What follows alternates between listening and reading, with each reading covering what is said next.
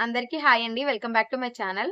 ముఖ్యంగా ఈరోజు మన వీడియో వచ్చేసి P4 సర్వేకి సంబంధించి మనకి చాలా మందైతే మా లిస్ట్‌లో పేర్లున్నాయో లేదో ఎలా తెలుసుకోవాలి? P4 సర్వేలో దేనిని ఆధారంగా తీసుకొని పేదలు అని నిర్ణయించారు అనేదైతే డౌట్ అయితే పడుతున్నారండి. అయితే ఈ P4కి సంబంధించి కొన్ని అర్హతల్ని అలాగే ఎవరు అనర్హులు అనేదైతే ఒక లిస్ట్ అయితే ఇవ్వడం జరిగిందండి. ఈ లిస్ట్‌లో మీరు గనక మీకు అర్హతలున్నాయి అని ఇప్పుడు నేను చెప్పిన విషయాలు గనక మీకు సంబంధించినవి అయ్యుంటే వెంటనే మీరు మీ సచివాలయానికెళ్ళి మీ పేరుని P4లో అయితే నమోదు చేయించుకోవచ్చు.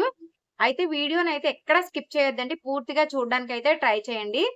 అవి వచ్చేసి మనకి కొన్ని కండిషన్స్ అయితే చాలా క్లియర్‌గా పెట్టారండి. మీకేమైనా డౌట్స్ ఉంటే కామెంట్ సెక్షన్‌లో తెలియచేయండి.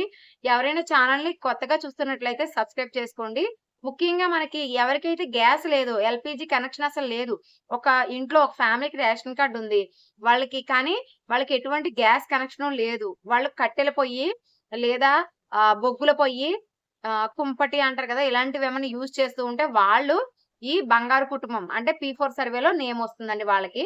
అలాగే విద్యుత్ లేని కుటుంబాలు అంటే ఎవరి పేరు మీద ఇంట్లో కరెంట్ బిల్ ఉండకూడదు. అలాగే మీరు అద్దెకున్న ఇంటికి కూడా కరెంట్ అయితే ఉండకూడదు. చూడండి ఇక్కడ. ఆదాయం లేని కుటుంబం. ఉద్యోగం, రెంటు, ఇంట్రెస్ట్, పెన్షన్ వంటివి ఏదీ లేనిది. ఇప్పుడు మీకు ఆదాయం లేదని మీరు చెప్తారు ఓకే. మీరు ఒకవేళ అద్దింట్లో ఉంటున్నారనుకో రెంట్ ఎలా కడుతున్నారు? మీకు ఉద్యోగం లేకుండా మీరు రెంట్ కట్టలేరు కదా!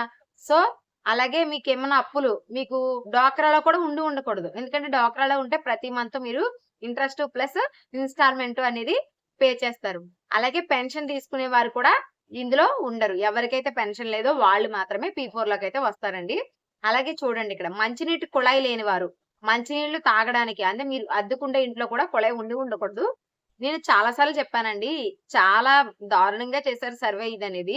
ఇలాంటి కండిషన్స్ ఉన్నాయి కాబట్టే మంచినీళ్లు కుళాయి ఉండకూడదు. మీ కుటుంబంలో ఎవరి పేరు మీద మీరు అద్దెకుండే ఇంట్లో కూడా ఉండకూడదు. బ్యాంక్ లేని కుటుంబం. బ్యాంక్ ఖాతా లేని కుటుంబం. అసలు బ్యాంక్ ఖాతాలు లేని కుటుంబాలు ఉన్నాయని నేనైతే అనుకోను. ఎందుకంటే ఇప్పుడు అన్ని జీరో అకౌంట్స్ వల్ల అందరూ తీయించుకున్నారు 90%. ఇంకా సింగిల్ పర్సన్స్ తల్లిదండ్రులు పిల్లలు చూడని తల్లిదండ్రులు ఇలాంటి వాళ్ళు ఎవరైనా ఉంటే మేబీ వాళ్ళకైతే ఈ స్కీమ్ అందుతుంది. అలాగే అనర్హతలు కూడా ఇచ్చారండి. సో, ఇప్పటితో మీకు అర్థమైపోతుంది మీ పేరు ఎందుకు P4 సర్వేలో లేదో. భూమి కలిగిన కుటుంబం అంటే 5 ఎకరాలు యాహ్! భూమి లేని కుటుంబం అంటే 5 ఎకరాల కన్నా ఎక్కువ భూమి లేదా 2 ఎకరాల కన్నా ఎక్కువ మాగాణి రెండిట్లో ఏదున్నా మీరు అనర్హులే అండి. అలాగే గవర్నమెంట్ ఉద్యోగం ఎవరు కూడా చేస్తూ ఉండకూడదు. అలాగే మనకి ప్రాపర్టీ ఓన్ హౌస్ ఎక్కువ స్థలం ఉండుండకూడదు. అలాగే ఆదాయం పన్ను ఇన్‌కమ్ టాక్స్ చెల్లిస్తూ ఉండకూడదు. 4 చక్రాల వాహనం కలిగి ఉండకూడదు. ఇక్కడ అలాగే మనకి విద్యుత్ అయితే 200 యూనిట్ల కన్నా ఎక్కువే ఉండకూడదండి. 300 యూనిట్లు కాదు 200 యూనిట్ల కన్నా ఎక్కువ ఉండకూడదు. ఇంకొకటేంటంటే అసలిలా చెప్పారు గానీ, అద్దెకున్న వాళ్ళు కూడా P4 కుటుంబంలోకి రాకూడదని చెప్పారు కదా! అదే అంత నాకు నచ్చలేదు. సో, మీరు చూస్తున్నారు కదా ఇప్పుడు. ఇలాంటి కారణాలతో అయితే మనకి P4 సర్వేలో ఎక్కువ మంది పేర్లు రాలేదండి. మన వార్డ్‌కి ఒక 400 ఫ్యామిలీస్ ఉంటే ఒక 20 నేమ్స్ కూడా రాలేదు. చాలా మందికైతే ఇలాగే జరిగింది. ఎందుకంటే ఇప్పుడు అద్దెకుండి రెంట కట్టకుండా డ్వాక్రాలో లేని మహిళలు ఎక్కడున్నారండి. సో, అందువల్లే పేర్లు రాలేదు. ఎవరు టెన్షన్ పడకండి. సో, ముందుగా అయితే P4 సర్వేలో పేర్లొచ్చిన వాళ్ళకి పథకాలనైతే అందిస్తామని చెప్పారు గదా! సో, చాలా తక్కువ మందున్నారు.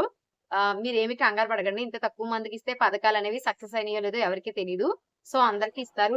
ఇది నా అభిప్రాయం. మీరేమనుకుంటున్నారో కామెంట్ సెక్షన్‌లో తెలియచేయండి. Thanks for watching.